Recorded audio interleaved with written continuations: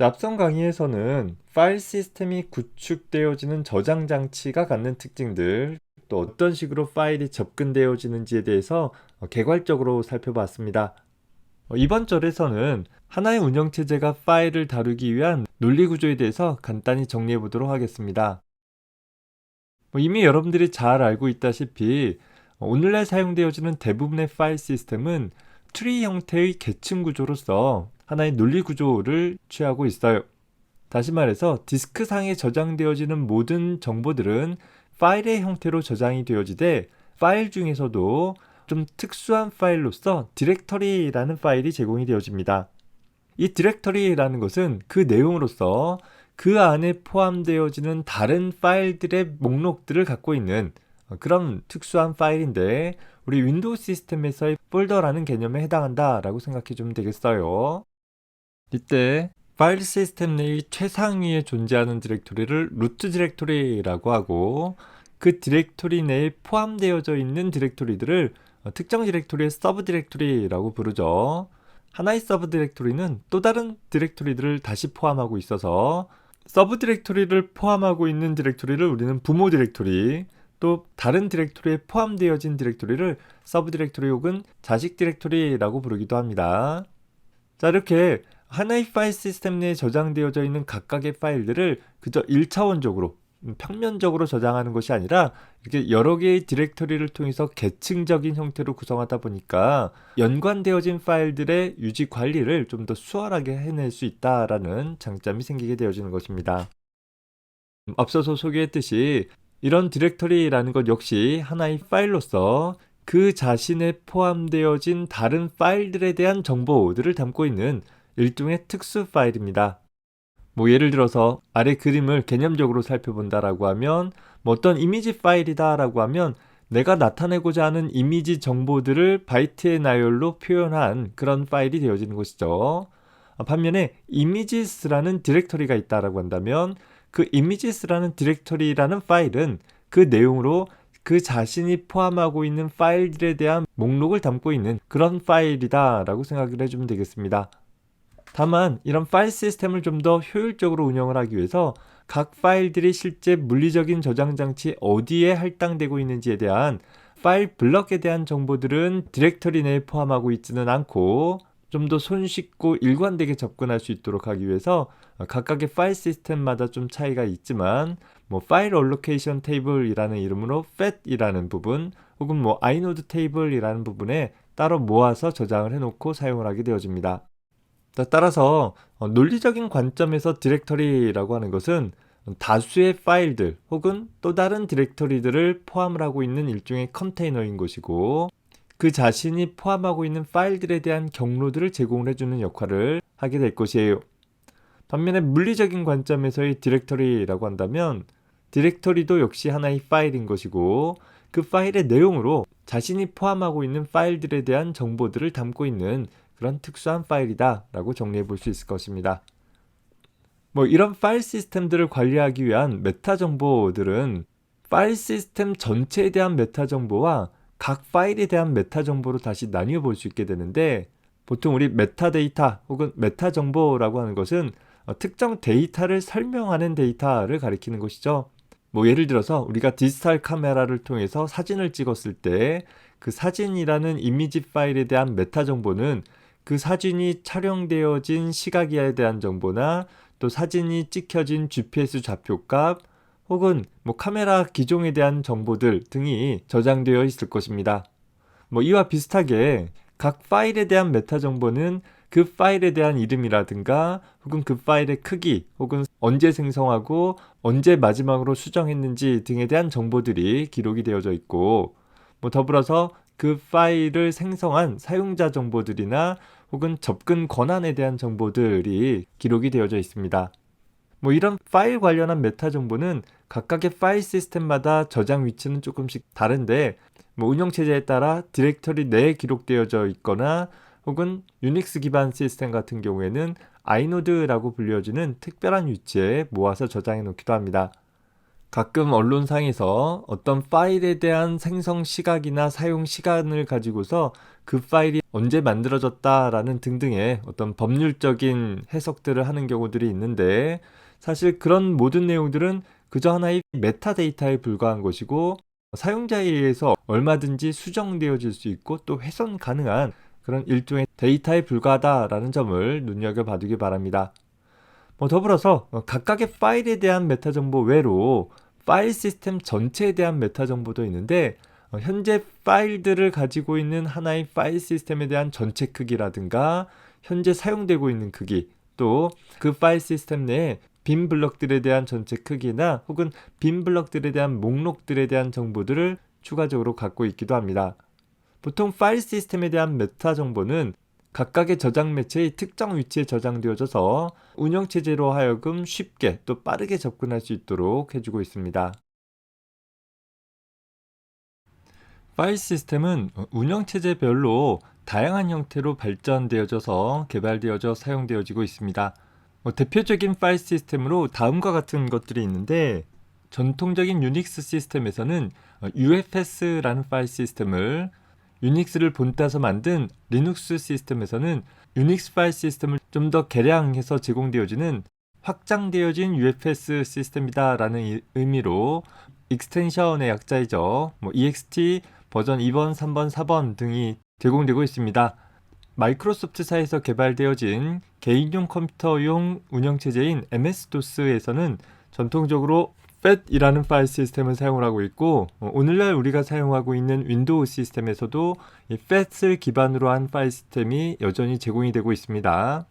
물론 FAT이라는 파일 시스템이 접근할 수 있는 저장 장치에 한계가 있어서 최근에는 FAT32라는 파일 시스템이 사용되어지거나, 혹은 윈도우 NT 시절부터 제공되어지는 NTFS라는 파일 시스템은 기존에 있는 FAT 파일 시스템을 좀 더 보안 개선한 형태의 파일 시스템이기도 합니다. 애플사의 맥OS 환경에서는 전통적으로 HFS라는 파일 시스템을 사용하다 최근에는 SSD에 좀 더 최적화되어져서 사용되어질 수 있는 애플 파일 시스템의 약자로 AFS라는 파일 시스템이 사용되어지기도 합니다. 이 밖에도 다양한 형태의 파일 시스템들이 제공이 되고 있고, 파일 시스템은 하나의 운영체제에서 어떻게 파일들을 유지하고 관리할 것인가에 대한 하나의 체제이기 때문에 각 운영체제에서 지원하는 형태의 파일 시스템만 사용이 되어질 것이에요. 한 예로 본다라고 하면 애플사의 맥OS 환경에서는 마이크로소프트사의 NTFS 같은 파일 시스템을 기본적으로 읽기는 지원을 하되 쓰기는 지원하지 않도록 차단해주고 있어요. 따라서 NTFS라는 파일 시스템을 맥OS 환경에서도 사용을 하거나, 혹은 윈도우 환경에서 맥OS에 있는 파일 시스템을 사용을 하도록 하기 위해서는 파일 시스템을 해석해서 접근할 수 있도록 하는 별도의 프로그램의 도움을 받아야지만 사용할 수 있게 되어집니다. 서로 다른 운영체제에서 제공하고 있는 파일 시스템을 자유롭게 사용할 수 있도록 허용해준다라고 하면 사용자 입장에서는 편하기는 하겠지만, 사용자들을 특정 운영체제에 종속시키거나 그 파일 시스템에 저장되어 있는 파일들을 관리하는 체계들이 조금씩 달라질 수 있는 측면에서 제한적으로 지원을 해주고 있다라고 생각해주면 되겠습니다. 자, 이런 파일 시스템을 구현하는 데 있어서는 다음과 같은 점들을 좀 고려해 봐야 될 것이에요. 새로운 파일을 생성을 하거나 혹은 기존의 파일의 크기가 더 확장이 되어진다라고 한다라고 하면 빠르게 현재 보조기억 장치에 빈 블록들을 찾아서 할당해주는 일들이 필요하게 되어질 것이에요. 따라서 현재 디스크 장치에 존재하는 빈 블록들에 대한 목록들을 어떻게 관리할 것인가에 대한 문제를 고려해 봐야 될 것입니다. 더불어서 특정 파일에 대한 블록들을 디스크 어느 영역에 어떻게 저장할 것인가에 대한 문제도 염두에 둬야 되겠죠. 보통 보조기억 장치는 기계적 움직임을 동반하는 장치이다 보니까 빈 블록이라면 아무 곳에나 할당하는 것보다는 좀 더 효율적으로, 좀 더 빠르게 접근할 수 있는 방식으로 배치하는 일들이 필요하게 될 것입니다.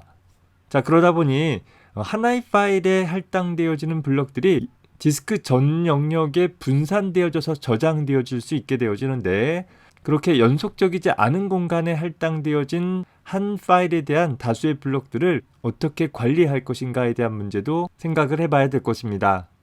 물론 이런 부분들은 각 파일 시스템마다 서로 다르게 구현되어져서 처리되어지고 있을 것입니다. 이에 대해서 우리 교재에서는 FAT이라는 기본적인 파일 시스템에 대한 내용과 더불어서 유닉스 파일 시스템에 대한 기본 구조에 대해서 소개를 하고 있습니다. 우리는 그 중에서 오늘날 많은 운영체제의 기본 근간을 이루고 있는 유닉스에서 사용하고 있는 파일 시스템에 대한 기본 구조를 간단하게 살펴보도록 하겠습니다. 유닉스 파일 시스템의 구조는 하나의 하드디스크와 같은 보조 저장 장치를 다음과 같이 몇 부분의 영역으로 나누어서 사용을 해주게 되어집니다. 자, 제일 먼저 부트블럭이라고 불려지는 부분은 시스템이 부팅할 때 메모리에 적재되어지는 코드와 데이터들을 담고 있는 부분으로 현재 부팅이라는 것은 특정 운영체제를 구동시켜주는 그런 행위에 해당하는 거잖아요. 따라서 보조 저장 장치에 저장되어져 있는 하나의 운영체제를 로딩할 수 있는 데까지 필요한 코드들을 담고 있는 부분이 되어질 것입니다. 자, 그 다음 영역에 보면 슈퍼블럭이라는 부분이 있는데 이 부분은 현재 파일 시스템 메타 정보를 저장을 하고 있는 굉장히 중요한 영역이 될 것이에요. 파일 시스템 전반에 대한 정보들을 담고 있는 부분이 되어진다라는 것이죠. 자, 이런 슈퍼블럭에는 파일 시스템 유지 관리를 위해 중요한 정보인 다음과 같은 파일 시스템 메타 정보를 기록을 해두게 되어집니다. 파일 시스템에 대한 크기나 상태 정보, 혹은 자유블럭의 리스트나 그 개수, 혹은 아이노드 리스트의 크기나 사용할 수 있는 빈 아이노드들에 대한 목록들, 그리고 루트 디렉토리에 대한 아이노드 번호나 최근 슈퍼블럭이 갱신되어진 시각 정보 같은 것들을 담고 있습니다.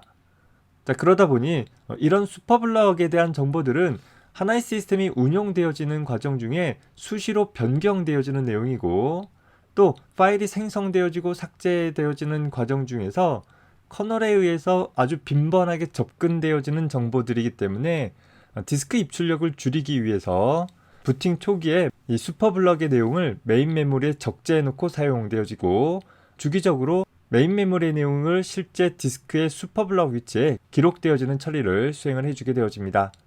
자, 따라서 시스템을 사용하는 도중에 시스템 오류로 인해서 메모리에 저장되어져 있는 슈퍼블럭 내용이 디스크에 저장이 되어지지 않게 되어지면 파일 시스템 상에서 심각한 문제가 발생되어지고, 보통 이런 경우 파일 시스템이 깨졌다라는 표현을 사용을 해주게 됩니다.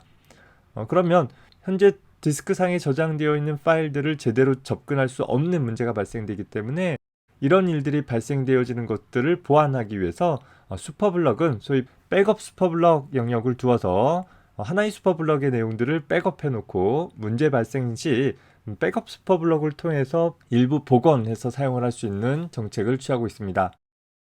자, 그리고 나서 아이노드 리스트라는 일련의 정보들을 저장할 수 있는 공간이 할당이 되어지는데, 자, 여기서 아이노드라 함은 파일 하나마다 할당되어지는 파일 메타 정보를 저장하고 있는 하나의 구조가 되어질 것이에요.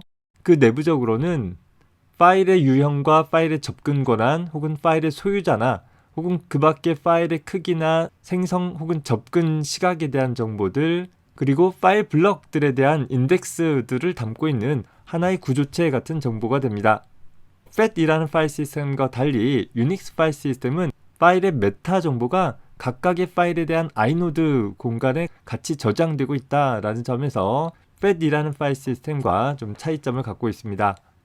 각각의 아이노드 정보들은 대략 한 64바이트에서 128바이트의 크기로 구성되어진 구조체 정보가 될 것이에요. 자, 따라서 아이노드 리스트라는 것은 이런 아이노드들이 쭉 나열되어진 일련의 목록인 것이고, 하나의 디스크상에 아이노드 리스트의 크기를 얼마나 갖도록 할 것인지는 현재 디스크를 포맷하는 단계에 결정되어지게 되어집니다. 즉, 포맷한 이후에는 그 디스크상에 저장되어질 수 있는 파일의 개수는 이 아이노드 리스트 내의 아이노드 개수로 고정되어진다라는 것이에요. 이후 사용자에 의해서 새로운 파일이 생성되어지게 되어지면 현재 아이노드 리스트가 포함하고 있는 아이노드 중에서 빈 아이노드를 그 파일에 할당을 하고 해당하는 파일에 대한 메타 정보를 아이노드에 저장할 수 있도록 관리되어질 것입니다. 기본적으로 아이노드 번호는 일반 배열에서처럼 0번부터 시작되어지기는 하는데, 일반적으로 0번 아이노드는 오류 처리를 위해서 예약되어진 형태로 그냥 비워놔져 있고, 실질적인 값은 1번 아이노드부터 할당이 되어집니다. 일반적으로 유닉스 같은 경우에는 루트 디렉토리를 1번으로, 리눅스 같은 경우는 루트 디렉토리에 대한 아이노드를 2번으로 유지를 하고, 루트 디렉토리의 아이노드가 몇 번인지에 대한 정보는 슈퍼블럭에다가 기록해 줌으로써 슈퍼블럭을 통해 가지고서 항상 파일 시스템의 가장 최상위 디렉토리인 루트 디렉토리를 명확하게 식별할 수 있도록 해줄 수 있습니다. 나머지 데이터 블럭이라는 부분들은 루트 디렉토리를 제외한 모든 파일의 데이터 블럭들이 저장되어지는 영역이 되어집니다. 따라서 일반 파일이라고 한다라고 하면 그 파일의 내용이 저장되어지는 곳이고, 디렉터리라는 파일이라고 한다라고 하면 그 디렉터리에 포함되어진 파일들에 대한 정보가 저장되어지는 공간이다 라고 생각해 주면 되겠어요. 따라서 현재 어떤 한 디렉터리에 대한 데이터 블럭은 다음과 같이 구성이 되어지는데, 그 데이터 블럭 안의 내용에 가보면 그 디렉토리가 포함하고 있는 파일들에 대한 목록, 즉 일반 파일이거나 혹은 또 다른 서브 디렉토리에 대한 목록들을 유지하게 되어져요. 파일로 표현한다라고 하면 파일의 이름이 무엇인지, 그리고 그 파일에 할당되어진 아이노드 번호가 몇 번인지가 기록이 되어지는 것입니다. 보통 파일은 블럭 단위로 디스크에 분산 저장되어지기 때문에 데이터 블럭은 4KB 정도의 크기를 가질 것이고, 각각의 디렉터리 항목은 초기 유닉스 상황에서는 아이노드 정보를 저장하기 위해서 2바이트, 파일 이름을 저장하기 위해서 14바이트 정도 사용되어졌는데, 최근의 유닉스 시스템이나 리눅스 시스템에서는 아이노드 번호를 할당하기 위해서 4바이트 정도를, 그리고 파일 이름도 약 255자 정도까지 저장할 수 있도록 더 크기가 늘어나져 있습니다. 다만 이 디렉터리에 대한 데이터 블럭에는 파일에 대한 메타 정보는 따로 저장하고 있지 않고, 그 아이노드 번호로 참조되어지는 아이노드에다가 각 파일에 대한 세부 메타 정보들이 따로 저장되고 있다 정도 확인을 해둡시다.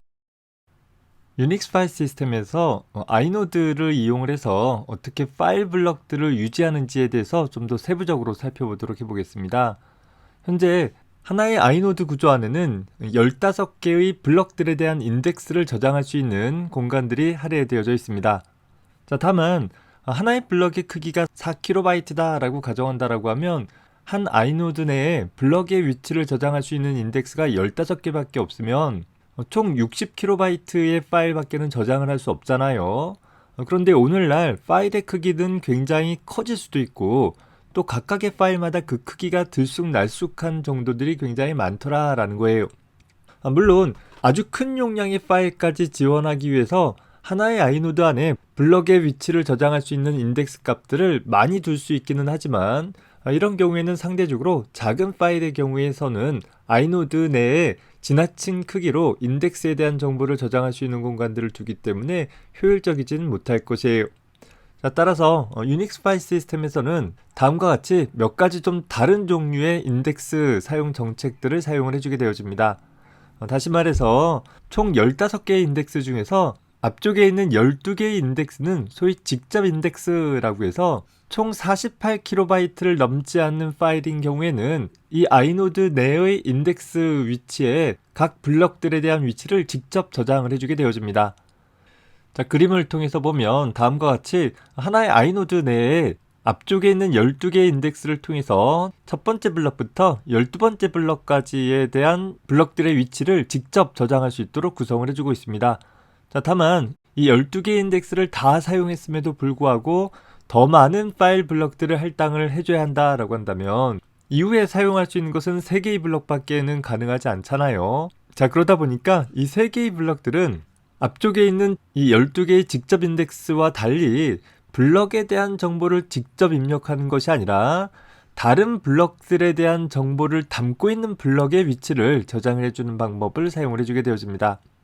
즉, 하나의 블럭의 크기가 4KB 라고 한다면, 그리고 블럭에 대한 정보 하나를 저장하기 위해서 4바이트가 할당되어진다라고 하면 어떤 임의의 한 블럭에는 4KB 나누기 4에서 총 1024개의 다른 블럭들에 대한 주소를 저장할 수 있는 공간이 확보가 되어질 거예요. 그 공간의 주소를 유지해 줌으로써 13번째 이후 1024개의 블럭들은 첫 번째 간접 인덱스를 통해 접근되어지는 블럭 내에 세부 블럭들에 대한 정보를 저장해 줄 수 있게 되어지는 것입니다. 자, 따라서 아이노드 내에 13번째 인덱스를 통해서 우리는 1024개의 블럭을 유지할 수 있게 되어지고 이를 통해 총 4MB의 파일 블럭들을 저장해낼 수 있게 되어집니다. 다만 아이노드 내에 13개 인덱스를 사용해봐야 우리는 4MB 더하기 48KB 정도밖에는 파일 크기를 유지할 수 없는 여전히 한계에 봉착하게 되어지죠. 자, 우리에게 남은 것은 이제 2개의 인덱스가 있다 보니까 14번째 인덱스에 대해서는 이중 간접 인덱스를, 15번째 인덱스에 대해서는 3중 간접 인덱스를 사용을 해주어서 간접도를 더 증가시켜 줌으로써 더 큰 용량의 블럭까지 유지할 수 있도록 구성을 해주고 있습니다. 그림을 통해 보면 14번째 이중 간접 인덱스를 보면 다음 그림과 같이 하나의 블럭을 통해서 1024개의 블럭들을 유지하게 되어지는데, 그 1024개의 블럭들이 각각의 데이터를 가지고 있는 블럭이 아니라 데이터를 가지고 있는 블럭들에 대한 주소를 담고 있는, 즉 1024 곱하기 1024개의 파일 블럭들을 유지할 수 있도록 해주는 것이고, 3중 간접 인덱스 같은 경우는 확장해서 1024 곱하기 1024 곱하기 1024만큼의 파일 블럭들을 유지할 수 있게 되어진다라는 것입니다. 따라서 유닉스 파일 시스템에서 저장할 수 있는 최대 파일 크기는 4TB 더하기 4GB 더하기 4MB 더하기 48KB 정도 되어지는 대략 4TB 정도의 크기까지 지원되어진다라고 생각을 해볼 수 있고, 이 정도의 파일 크기는 현재로서는 아주 충분한 크기이면은 틀림이 없을 것입니다. 다만 아이노드 내에서 이런 큰 용량의 인덱스 블럭을 사용을 하기 위해서 똑같은 방식만 사용을 하는 것이 아니라 파일 용량의 크기에 따라서 직접 인덱스 및 서로 다른 정도의 간접 인덱스를 사용을 해줌으로써 더 큰 파일까지도 지원을 해주되, 상대적으로 크기가 작은 파일인 경우에는 좀 더 효과적으로 접근할 수 있도록 해줄 수 있다라는 것을 살펴봐 두기 바랍니다. 자, 이런 아이노드 구조들을 가지고 있는 유닉스 파일 시스템에서 특정 파일에 대한 아이노드를 찾는 과정을 간단하게 살펴봅시다. 특정 파일을 읽고 쓰기 위해서는 그 파일을 위한 각 파일 블럭들의 위치들을 파악하는 과정들이 필요할 것이고, 그 파일 블럭의 위치는 앞서서 살펴본 것처럼 다양한 형태로 유지 관리되어지는 아이노드 상에 15개의 블럭 인덱스로 유지되어지고 있겠죠. 자, 예를 들어서 루트 디렉토리 밑에 usr이라는 디렉토리 밑에 source라는 디렉토리 밑에 main.c라는 파일을 접근할 필요가 있다라고 한다라고 하면 다음과 같은 절차에 의해서 접근하게 되어질 것이에요. 자, 그림을 통해서 살펴봅시다. 일단 가정하기를 각 파일과 디렉토리의 크기는 모두 다 4KB 미만으로 한 블럭 안에 저장되어 있다라고 단순화해서 생각을 해봅시다. 자, 먼저 슈퍼블럭에서 루트 디렉토리에 대한 아이노드 번호를 알아내야 되겠죠.